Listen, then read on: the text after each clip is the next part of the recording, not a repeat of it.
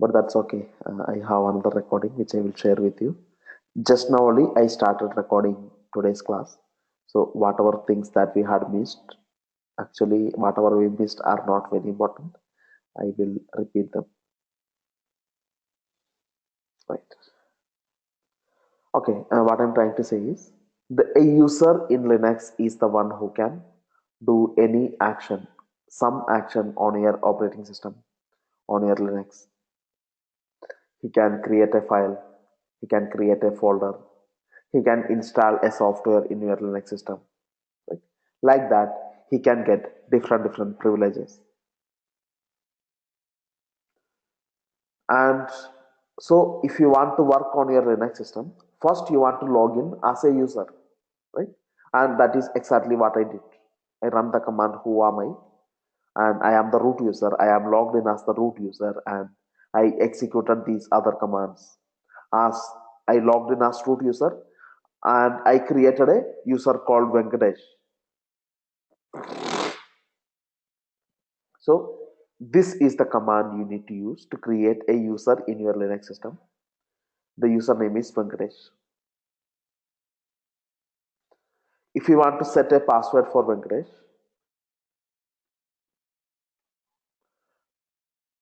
this is the command passwd space Venkatesh. It would ask you to set a password. You need to enter the password 2 times. Then the password is set for Venkatesh. Okay. So this is how you can create a user and create a set a password. Apart from user, there is also something called group. You would come across some situations like you have a number of users in your Linux system. Then you need to combine the users together to create a group. Sometimes I will tell you the reason. Sometimes you want to give permission to a set of people rather than a single person. Right? For example, you have a number of developers who is working on a project. So you want to give those developers permission to something, permission to a file so that he can modify those files, or permissions to certain commands so that they can run those commands. Like that, I want to give some permissions to the users.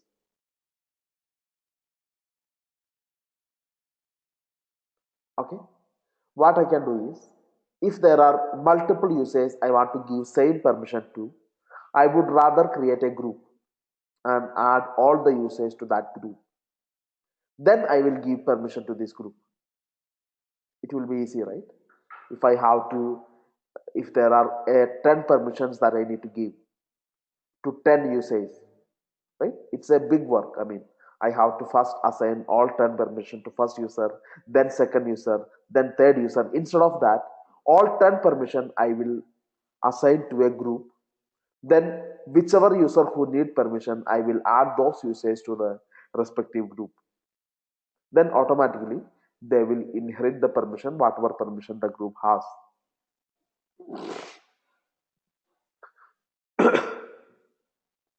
So this is the significance of a user and groups, right?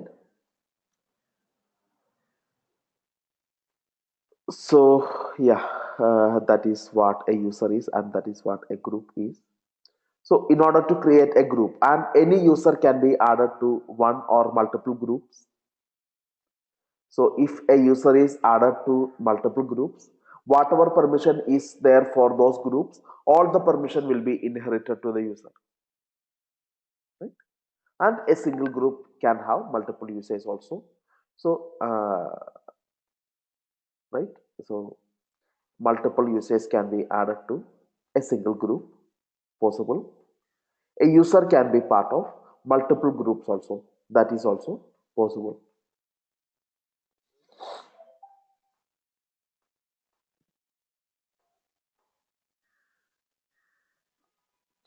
Okay, perfect.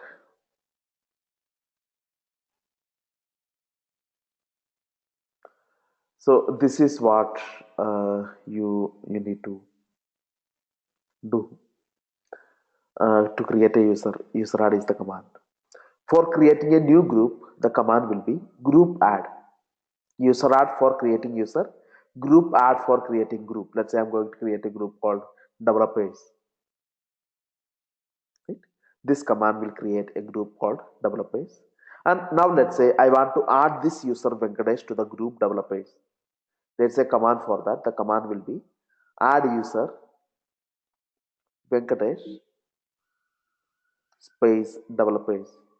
So this command will actually add the user Venkatesh. The Venkatesh is a existing user. Remember, for creating the user, the command is user add. Then what is add user? It would be used for adding a user to a group. Right? Don't get confused between the commands. User add is the command you would use to create a new user. Actually, add user also can create a user, which we will discuss later.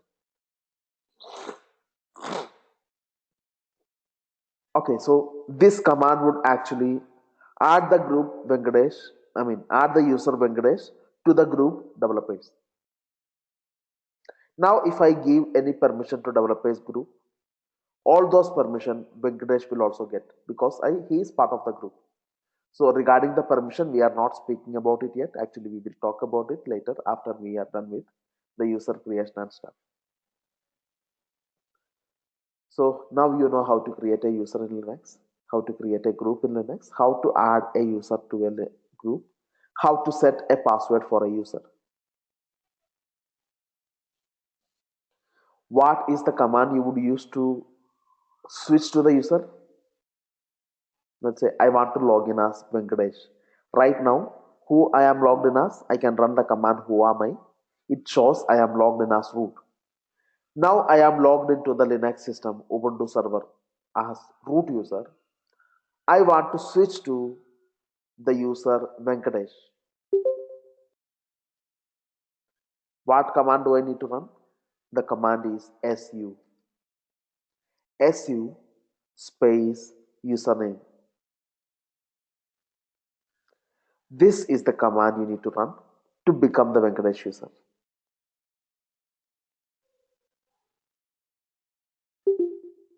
Now you are logged in as Venkatesh. You type the command who am I. You can see now you are logged in as Venkatesh.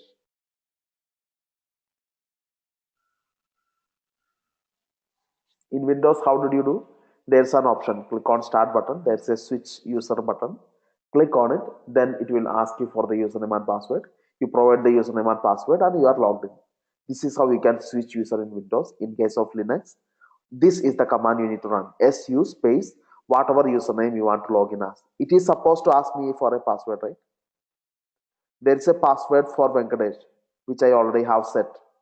So when I log in as Venkatesh, it should ask me for Venkatesh password, right? It did not ask.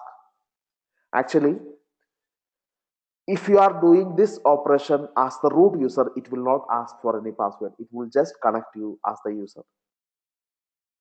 I told you, right? Root is a special user. Root is a special user in Linux.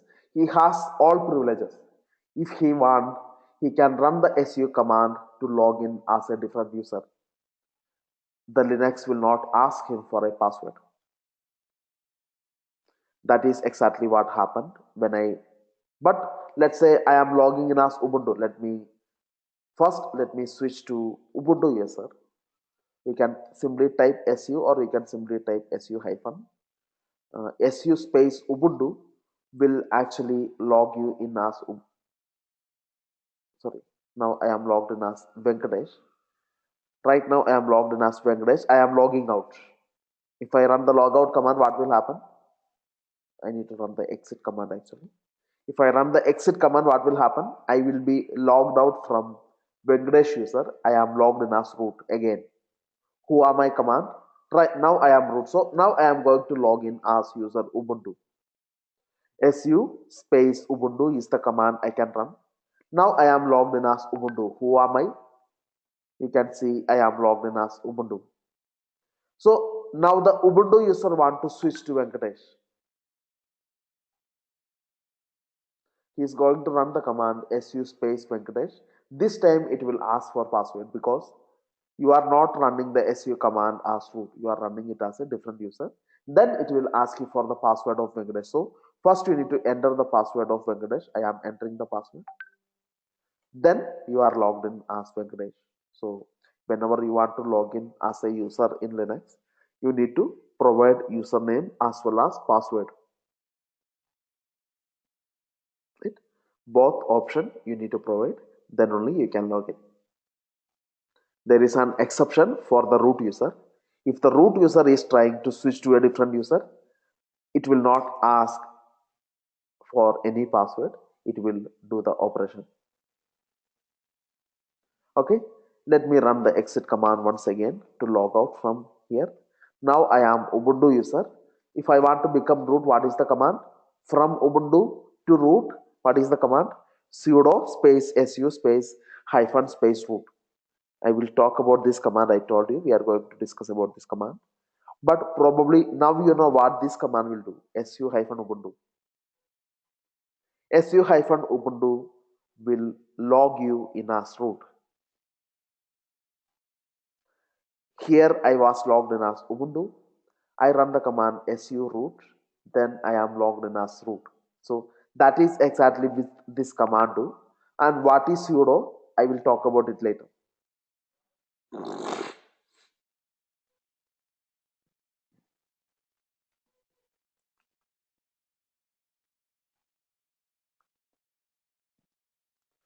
Okay, perfect. So so you have seen this command how to add a user, right? User add, how to add a group add, right? How to add a user to a group, add user, and how to set a password. So all these things you have seen. Now I want to delete a user. Let's say I already created a user called Venkatesh. I want to delete him. The command will be user del Venkatesh. This command will delete the user Venkatesh from your system.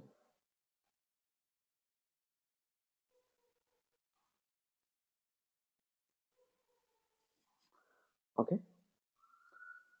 right.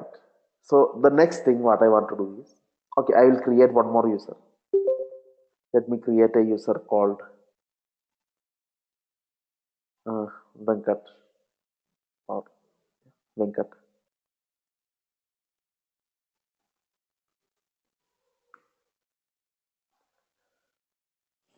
So whenever you create a new user, there are some configuration files in Linux that get modified.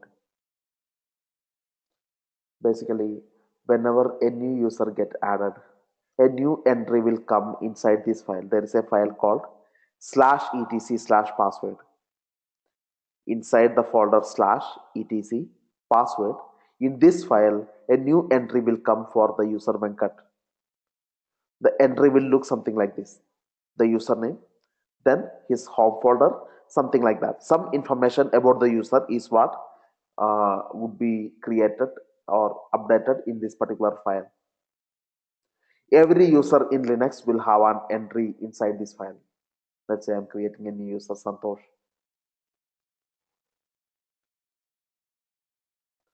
Then if you look at etc password, you can see a entry for Santosh has been created. So for any user that you want to create in Linux, once you created it, a new entry will come inside this particular file. This is also called the configuration of the user. Perfect. And when you create a new group, I ran this command, right? Group add developers. I created a new group called developers. I ran this command. When you do that, a new entry will come into this file. There's a file called /etc/group. If you open that file, go to the bottom, you can see there's an entry came here for developers. Okay. For any group that gets created inside your Linux, there would be a new entry inside this file. Okay. And one more thing, Every user in Linux must have one primary group, at least one group, that is the primary group of the user. I create a user called Santosh. I must add him to a group. It's mandatory. I create another user. It's mandatory that he should. So every user will have a primary group. And additionally, you can add the user to secondary groups. That's up to you. You can decide to add the user to secondary groups when you want it. But all users should be part of a primary group. And if you want to add a user to the primary group along with the user creation, the command will be user add -g. So along with user add command, I am using a switch called -g. Then I am specifying the group name. So developers, I want developers to be the primary group of the user that I am creating. At the end, you can specify the username. Let's say anything, Nidhi. Right? I'm creating a user called Nidhi. So now what happened is the user got created and the primary group of Nidhi would become developers.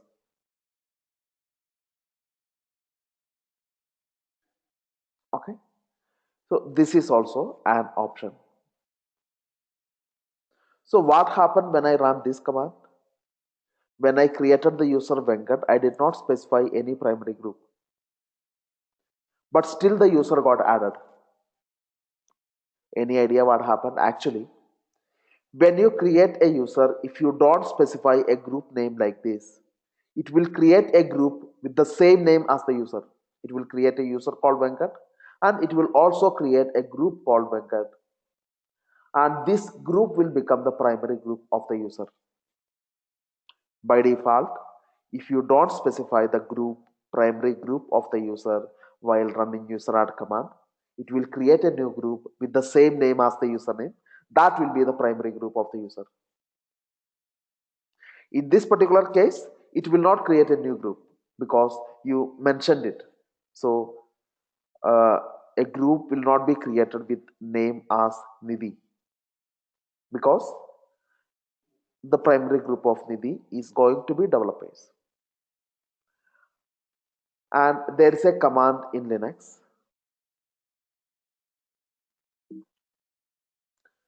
groups, groups space Nidhi. It will show you basically the username, group space username. It will show you whichever group this user is part of. You can see there is only one group Nidhi is part of, that is her primary group, developers. How about Venkat?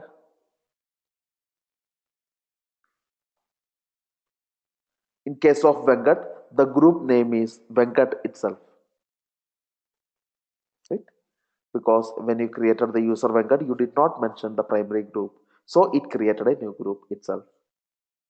Now let's say I want to add the user to a secondary group. I can always use the add user command, right? Let me add the user Venkat to the group developers. There's a group called developers to which I want to add Venkat to. Though this is the command which will add the user Venkat to the developers group. That's done. Now you run the command groups space Venkat. You can actually see now Venkat is part of two groups. This is the primary group and this is the secondary group.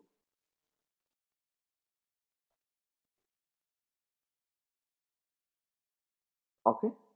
And even when you add any user, right, you can actually mention the secondary groups also. It's not, it's optional. So I will show you what are the different options you can do use along with creation of a user. You know that user add is the command you would use to create a user. There are different options that you can use along with user add command. You can mention what is going to be the primary group of the user, what is going to be the secondary group of the user, what is the home folder of the user, right? Every user in Linux will have a home folder. Typically, it would be inside slash home then username. So every user will have a home folder at this location in Linux. You can change this location if you want, right? So this is also another mandatory thing. Every user in Linux will have a folder. This folder, the user can do any action. He want to create a new file, he want to delete the file, he want to create a folder, delete the folder, or whatever action that he want to do within this folder, he can do it. That is what it's called, home folder. Basically, it is his home folder. He has complete privilege on that folder. This is the case for every Linux user.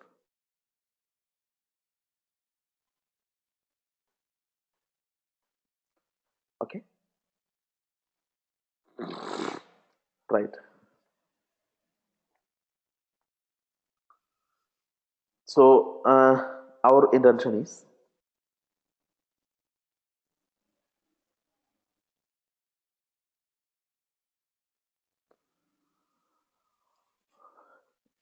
mm, right. Okay. So yeah, we will find out what are the different options along with user add command. I told you many different options you can do along with you add the user. You can specify the primary group, secondary groups, home folder, right? Then you can even specify whether the home folder should be physically created or not, right? By default, the home folder is not created. You need to create manually using mkdir command. But along with the user add command, while adding the user, if you want to create the home folder also, there are some switch for that. So like that, there are different switches. So let's take a look on the user add command.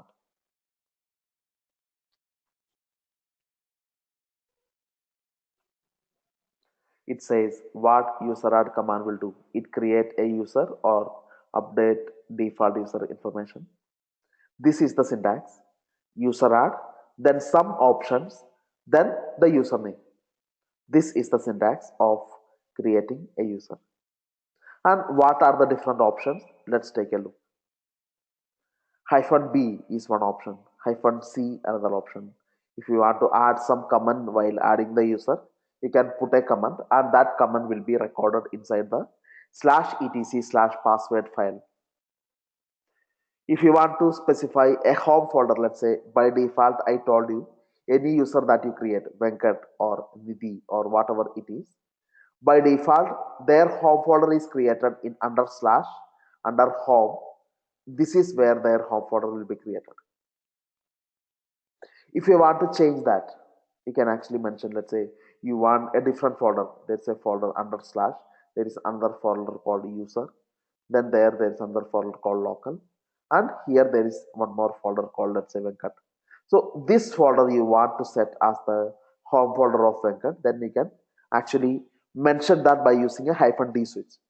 In that case, the command will be user add hyphen D, then slash user local Venkat, the folder name. Then finally the username. So all these things you need to run at one shot.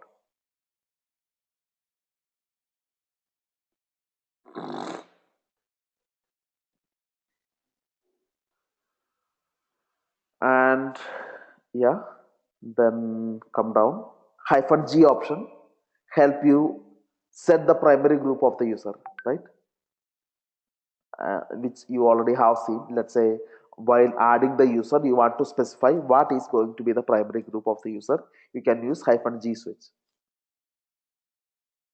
Hyphen capital G switch for secondary groups. I told you a user can be part of one primary group and n secondary groups. So if you use a hyphen D switch and then specify the groups separated by comma, then it would actually add the user to all those groups. That will become the secondary groups of the user. Like that, there are different options. Hyphen M option, I told you, uh, by default the home folder of the user is not physically created, even though when you create a user Venkat, his home folder will be slash home slash Venkat, but that folder is not physically created by default. If you want the home folder to be created, you can use a -m switch along with user add command. So whatever the home folder is, it will get created if you use -m switch. So like that, there are different options. If you want to set a password directly, or you want to change the shell of the user, specify the shell of the user, everything that you can do along with user add command. So let's take a look. So in my case, what I'm going to do is I'm going to add more groups. I'm going to add a group called finance, group add finance, then more groups, DevOps. I'm adding a number of groups, right? These are different groups. So I want to create a user now. So this time I already created a user called Venkat, right? And if I look into the /etc password, I can see the home folder of Venkat. What is that? It is /home/Venkat. And by default, if you go to the /home folder, if you type ls, will you see that folder? No. By default, the folder is not physically created. If you want to do that, you should use the option user add -m. User add -m space Venkat is already created. Let me create a user called Sai. User add -m Sai. This command would actually create the user Sai, also create his home folder. So you check what is the home folder of Sai. You can open the etc password file. You can see an entry for Sai. You can see the home folder of Sai is /home/Sai. Now you want to check whether the folder physically got created inside /home. I am already inside /home. Type ls command. I can see the folder got created. That is because I used -m switch. -m switch tells a user add command that create the home folder of the user physically. So that's what it does, -m switch. So let me run a command something like this: user add -m -g developers -G finance and DevOps -b not b -d /user local Waller space Waller. So I want to create a user called Waller. I want this to be her home folder. I want this to be her primary group. These two her secondary groups. And I want the home folder, in this case, this folder. I want the folder to be physically created. So I used -m switch. So all these things will happen at one shot. Right? I want to set a password for Waller. Set it 2 times. Right? So let me open the /etc password file to verify. So to verify that the home folder is set correctly, let me open the etc password file. You can see for the user Waller, the home folder is /user/local Waller. Right? This is the username. This is the home folder. Perfect. Now I want to check whichever group Waller is part of. There's a command called groups, right? You already know. Group space Waller would show you whichever groups Waller is part of. It would say developers is the primary group. Finance and DevOps are the secondary groups. Okay. Now you can see this is working. So now you want to check -m switch is working or not. Basically, what you need to do, go to the /user local folder, check if a folder Waller got created inside there. Let me go to the folder user local. Type ls, you can actually see a new folder got created, Waller. So what I'm saying is you can use different options along with the user add command to accomplish what you are looking for.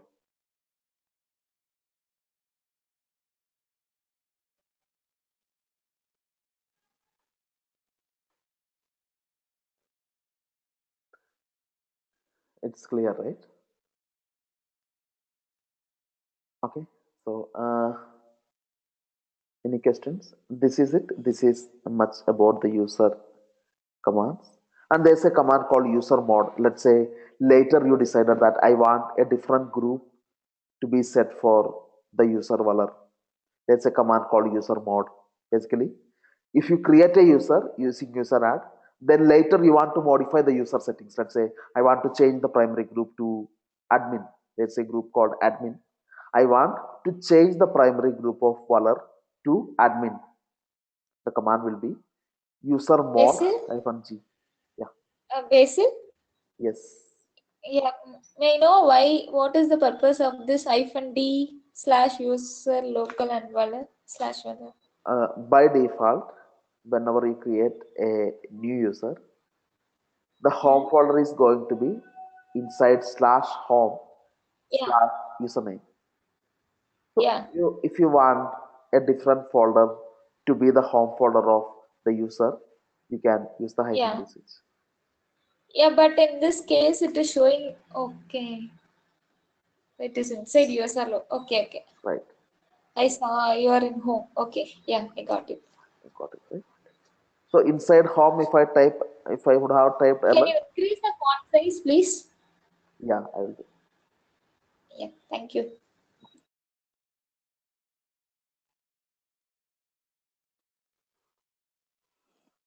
Okay, so user mod, let's say now I want to change the primary group of valor to something else.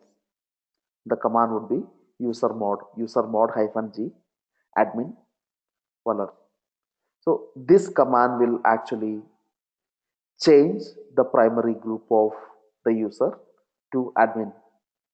Now I type the command groups valor. The primary group has been changed.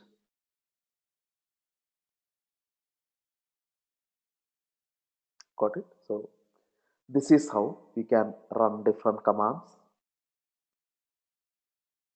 We have seen group add, groups, add user, right? These are the different commands you would use to manage a user in Linux. Next thing, we will move on to the permissions. Actually, there are different types of permissions in Linux. We are not covering everything. What we are covering is permissions on commands. What is that?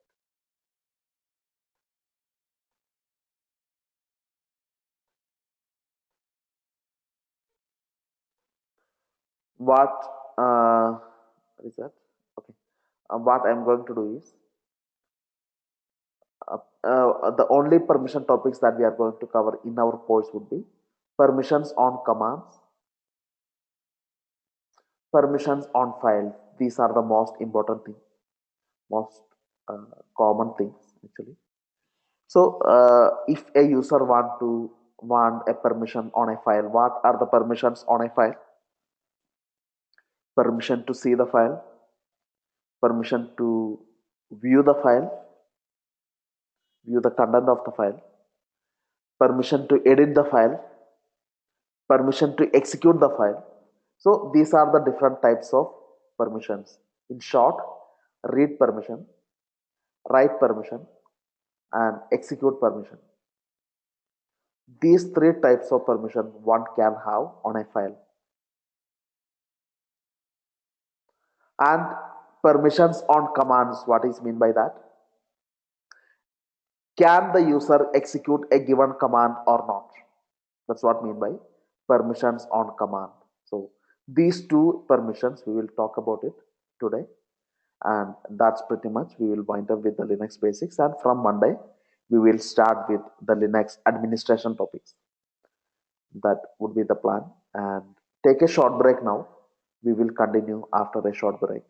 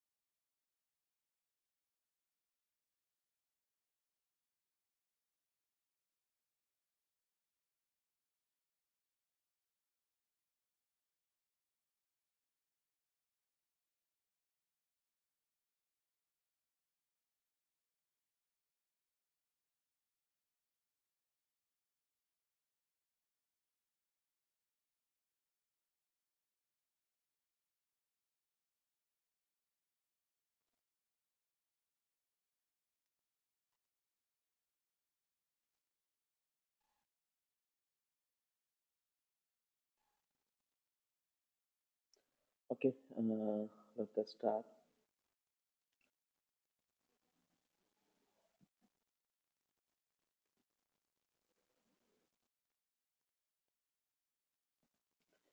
So the first thing that we are going to learn is you can hear me, right? My voice is clear. If you find any issue, if my voice is breaking, let me know, right? The reason I am saying is I am connected from my mobile 4G. Okay. If you find any problem, my voice not being clear or my screen getting delayed, let me know. Actually, my broadband connection is not ready yet. I think it would be ready by today. I'm connecting from a mobile phone. That is why. Let me know if there is any problem.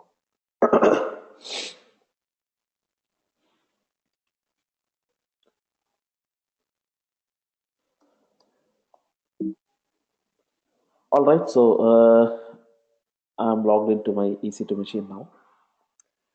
Now we will start with sudo. Right? So now let's say I would come across in some situation like there are certain commands. For example, the user add command. If you want to create a user in Linux, first you need to log in as the root user. Only root user can create a user. Is that right? Right. So now let's say I am in a situation, I am in a company, I'm in my office, and I have few colleagues, and I want to give some of my colleagues permission to create a user. Right? There is a there are lot of employees in my organization. They are joining and they are leaving. So there are lot of user management operation my team want to perform. So to my team, I want to give permission to certain commands. For example, user add command, user del command, password command for resetting the passwords. So all these commands I want to give permission to my team. What I can do is I can either make those users as the admin users. That means I would add them to a group called admin, then they will get full permission. That's one option. Otherwise, I can give permission on whatever command they would need. Only to the command they need, I will give only that permission, which is the best option. You don't want everyone in your team to have administrator access to the Linux box. Instead, whatever permission they need, probably they need to run certain commands. Only for that command, you would give permission to them. In such situations, there is something called sudo in Linux, which help a normal user run Linux commands as a super user.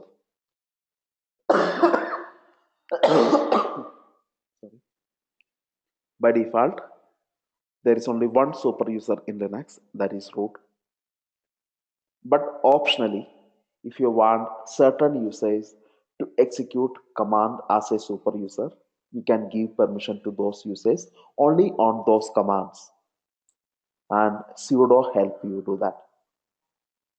I will show you. So my intention is mm, I have a user called Venkat or Sai. I have a user called Sai. Let me set a password for Sai.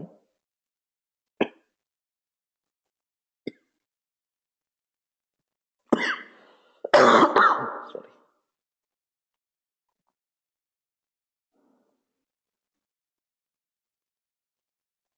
I have set a password for Sai. Now, Sai is a normal user, right? He is groups Sai, right? Sai is a normal user. His primary group is Sai. If you want to make Sai an admin, you can add the Sai user to the admin group by running this command. Group add Sai to admin. If you run this command, Sai will get added to the group admin, then Sai will get full privilege on your system. I don't want that. I don't want to give Sai full privilege. I want Sai to have privilege, whatever he needs. Probably I want Sai to create uses. So he should need access to the user add command. There's a command called bi sudo. If you run this command, it will open the sudo configuration file. You need to modify that sudo configuration file. You need to tell that Sai should have access to this command. You need to mention in that particular configuration file. So run the command vi sudo. It will open the sudo configuration file. This is how you would see, already you would see some entries there. What this means is the first column indicate the username, whom getting access, username or group name. You can mention whether the user is getting permission or whether the group is getting permission. If you are mentioning a group name, you should indicate a percentage symbol to indicate that it is a group. You should mention a percentage symbol that indicates that you are giving permission to a group. Here you are giving permission to a user. Then at the end, you specify which command you are giving permission. All means all the commands in Linux. Or if you want a specific command access, you can mention that particular command here. So in case of Sai, you can copy paste the remaining stuff. Let's ignore them for now. The last column indicate what command Sai will get access to.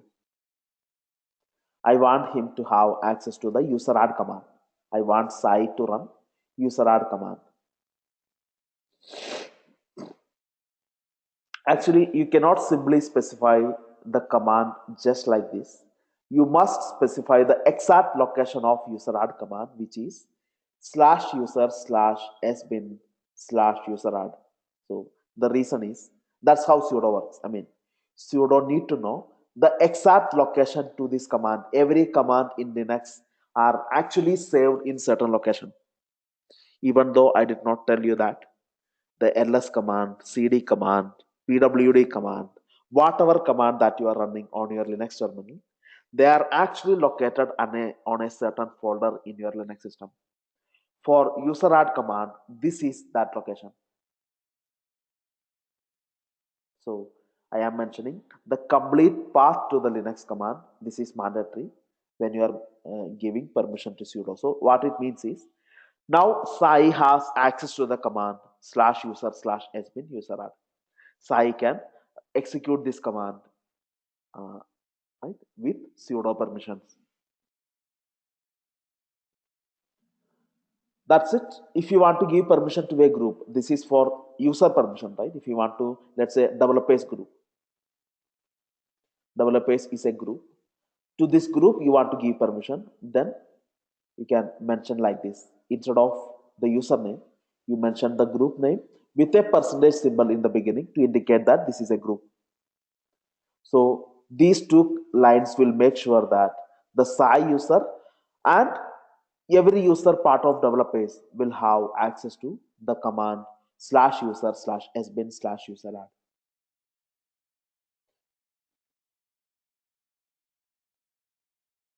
If you are not sure the exact location of user add command, there's a command in Linux that would show you which space user add would actually show you where exactly your user add command is located. It is inside /user/sbin user add. So Sai got permission on this command. So now let me log in as the user Sai.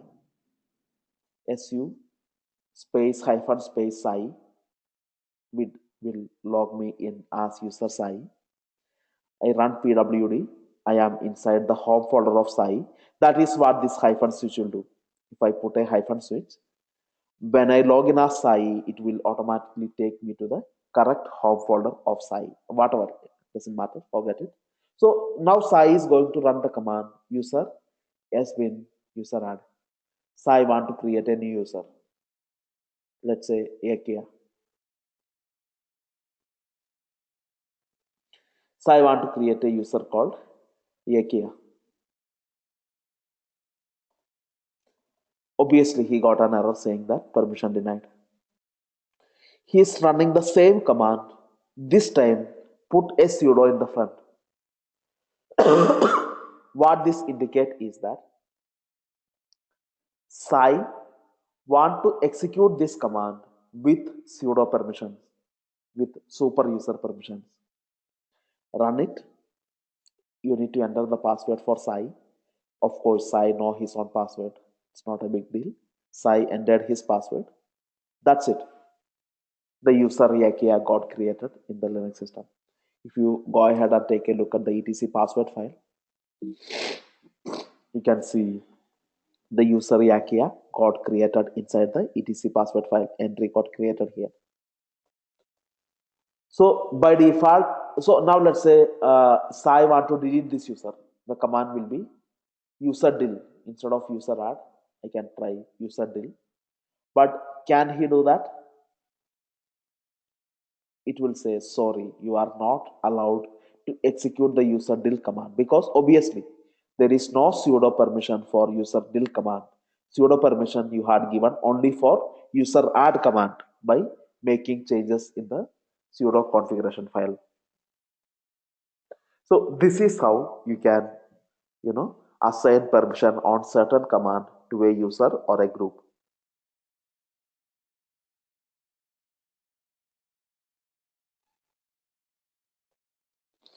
Make sense? Okay.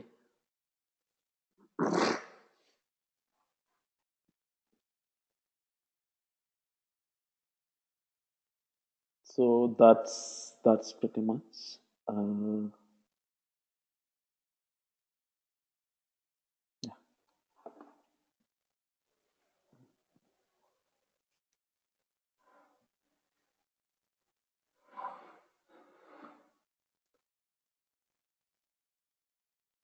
okay, that's pretty much about sudo I wanted to discuss. Our last topic is file permissions.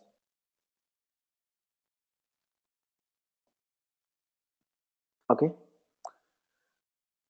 so we will just finish this. I need 15 minutes more, and sorry about that. I think we will be late for 5-10 minutes. Okay. So next topic is file permissions. Let me log out from Sai. Now I am logged in as root.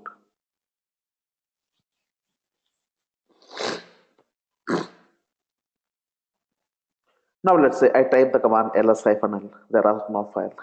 Let me create some file. Touch is the command you use to create a new file in Linux, right? I'm creating a number of files and some folders also.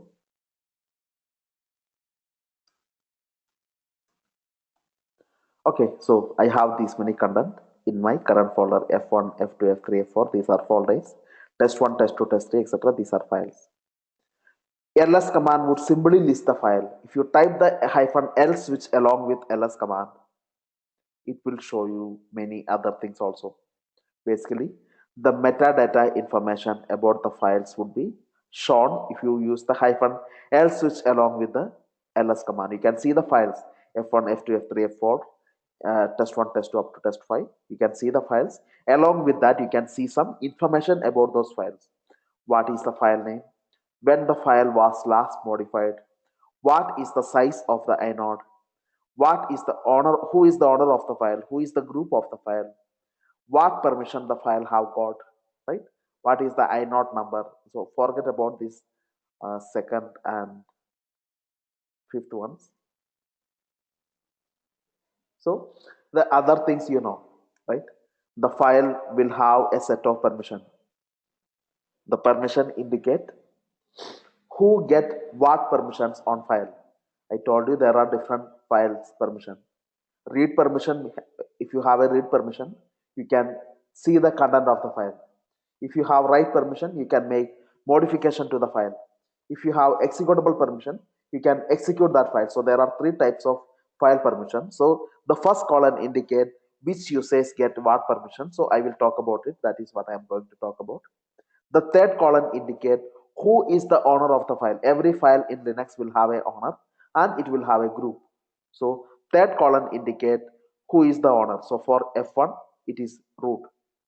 Then group also, the fourth column indicate what is the group of the file. It is root itself, right? And this column indicate the time when the file was last modified. So these many information you can see if you type the command ls-l. So now I am interested in this first column, the file permission. First column, third one, and fourth one. These three columns is what I am interested in.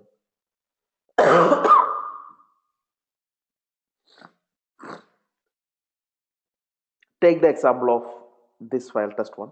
Okay, so if you count this number of digits in the first column, right, you would see there are 10 of them. There are 10 digits you would see in the first column of every file. Out of these 10 digits, first digit indicate that whether this is a folder or whether this is a file. So what type of file it is what indicated by the first digit. D means it is a folder. Hyphen means it is a text file, like that. So let's forget about the first one. Remaining you have 9. These 9 letters indicate the permissions, right? The 9 letters you can split into 333. This is the first 3, then the second 3, then the last 3. I am splitting these 9 letters into 333 each.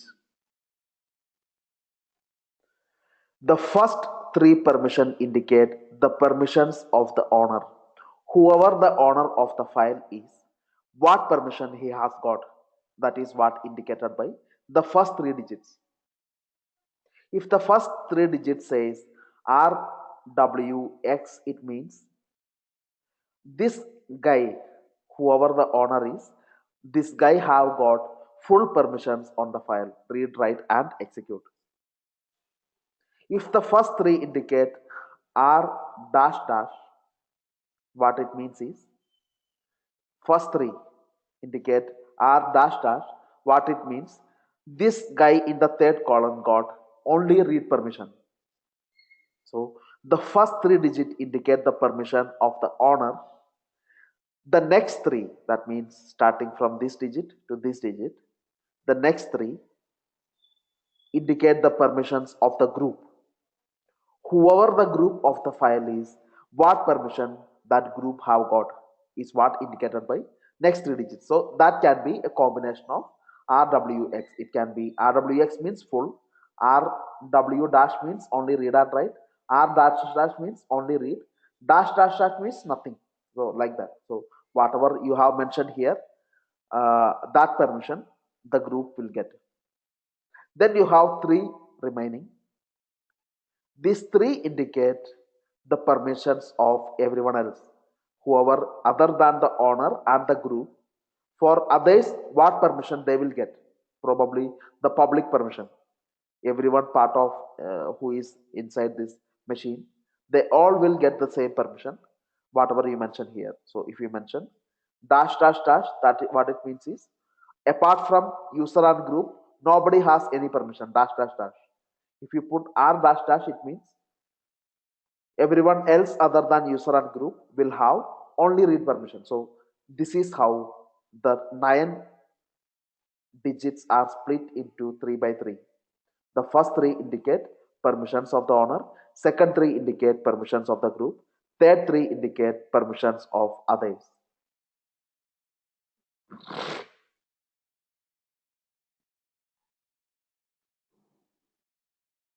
Got it? So that's what it means.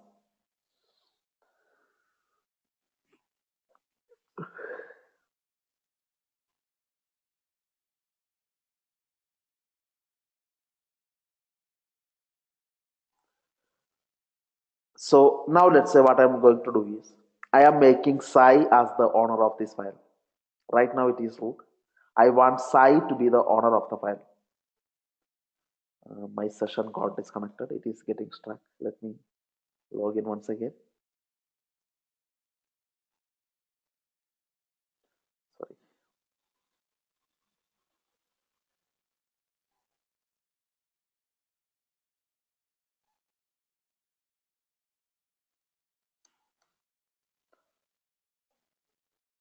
Become the root. ls-l command. I can see the list of file. Test1 is on by root right now. I want Sai to be the owner. Ch on Sai test1. This command will make Sai as the owner of the test1. Now, if you type ls-l command, you can actually see the owner of test1 is now Sai. Now, let's say I want to change the group. Right now, the group is root. I want to change the group to, let's say, developers. I want developers to be the group of test1. You type the command ls-l, I can see. Now, Sai is the owner, developers is the group.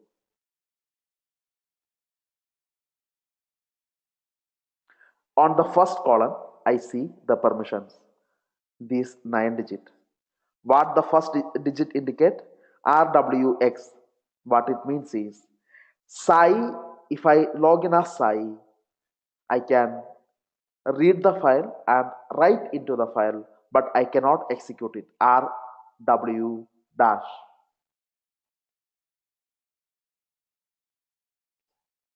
RW dash indicate the permissions of the owner, in this case Sai. So the user Sai can read this file, see the content of the file, write to the file, make modification to the file. No execute permission. Dash means no permission. The next three indicate permissions of the group. R dash dash. Only read. For whom?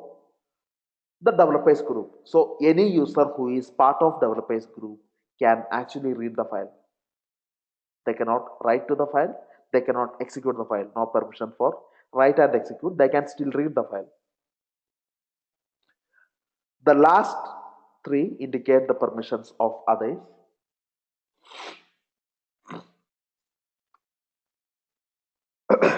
R dash dash.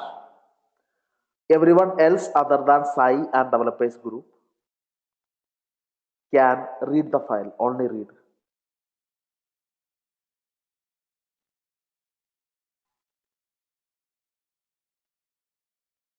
Got it? So you can customize this permission also. Yeah. You assigned the owner as Sai, and in this case, for the file, it has only read permission. So only Sai can read, write, and execute, but others cannot do that, right? There are three read, right? This is the Yeah. permission One for is Sai. owner, yeah. So if the permission is Okay. something like this, R dash dash dash dash dash Read. dash dash Uh, dash. In that case, what you said is right. Only the owner has read access.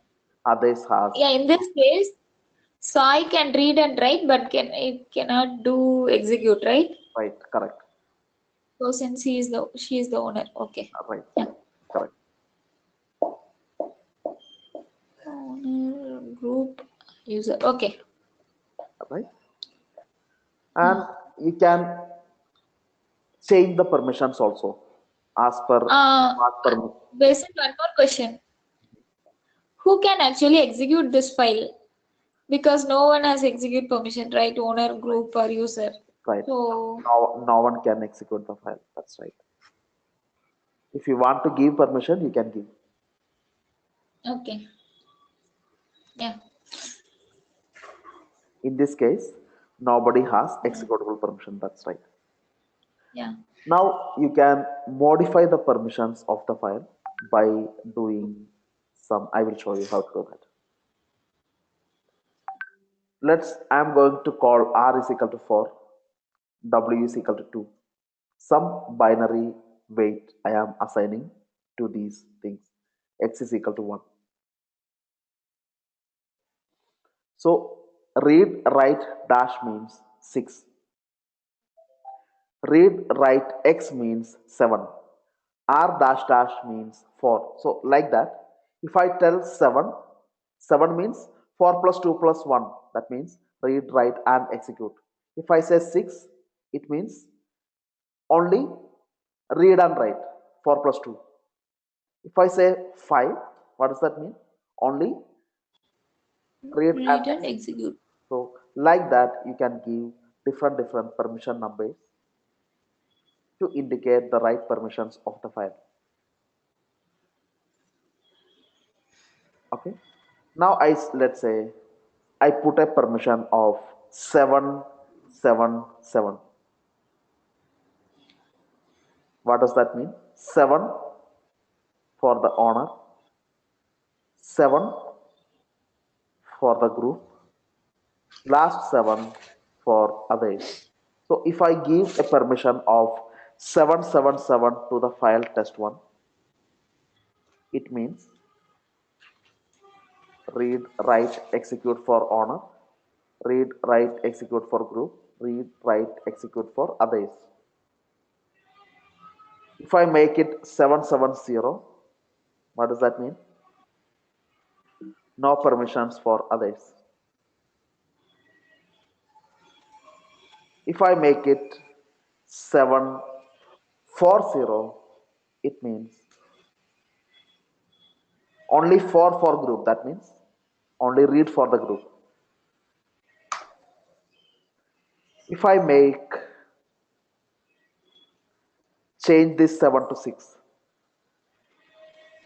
that means RW dash. If I give a permission of 640 to the file test1, Sai will have read and write access. Developers will have only read access. Everyone else will have no access, 0.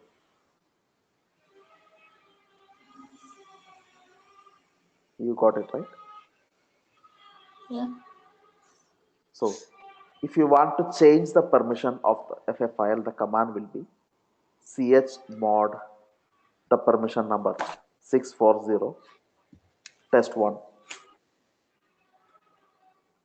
This command will actually change the permission of the test1 file to rw dash r dash dash dash dash dash.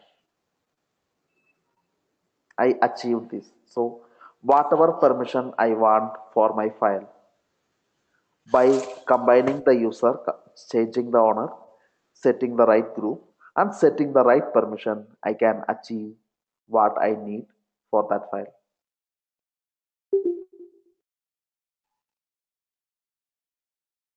So now let's say my requirement is that the owner should have full permission on the file. On the test1, the owner should have read, write, and execute. The group should have only executable permission. The others should have only executable permission. What is the number I should give? Owner full permission, group only execute, others only execute. What number should I specify? Owner is RWX, group is nothing, only X, others only X. So it has to be 7 1 1 chmod 711 test1. Now you type ls-l command, you can see I set the right permissions.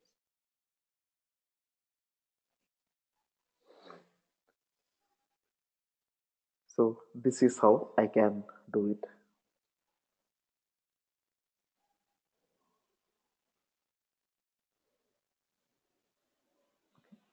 And Sai, you already know these things, right? The permissions and user creations and stuff. Probably you already do. And from Monday, yeah, perfect. Monday we are starting with some topics like Linux administration. So just attend the classes from Monday. Those are important classes to you also. And Lakshmi, just go through the videos which I am going to share with you. I mean your consultancy. I need to get approval from your consultancy. Once I got that, I will be sharing this video with you. Watch this video for setting up your lab environment. Watch this video carefully. The reason is sometimes you could get charged. You need to save the credit card in AWS. So you need to use it carefully. Otherwise, they would charge you. So watch this video from start to the end to make sure that you understand the concept of free tier. And this is the first class video, the video that has a date. It's the yesterday's Linux basic class. Go through that also after you set up your lab environment. And in this weekend, continue working on those 50 commands which I asked you to work on. Just learn those 50 commands and literally execute all those commands in the machine that you have created in AWS, right? Make yourself comfortable with the Linux command line. It is important actually. Going forward, we would be dealing a lot with Linux. It would be the complete courses we are focusing on Linux machines. So go through each and every command. Just run them on your terminal. It would be a little bit boring sometimes, but just make yourself comfortable and make it, just make sure that you understand the command. That is the interesting part, right? When you learn Linux, whatever command that you run, don't simply run it, just understand what the command does. And that would make you confident with the Linux term, especially if you are new to Linux. It's very important. You need to do this practice all this weekend, right? Today and tomorrow. Just spend your time on running those commands. Then the entire course would be look easy to you. You don't need to waste your time in learning Linux once we started with DevOps, right?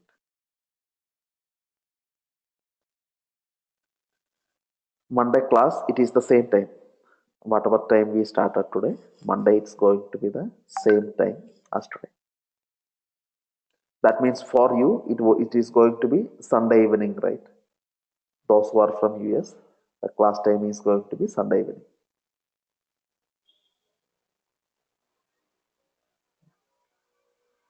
Okay, so yeah, you are in US. So cool then. Any questions on today?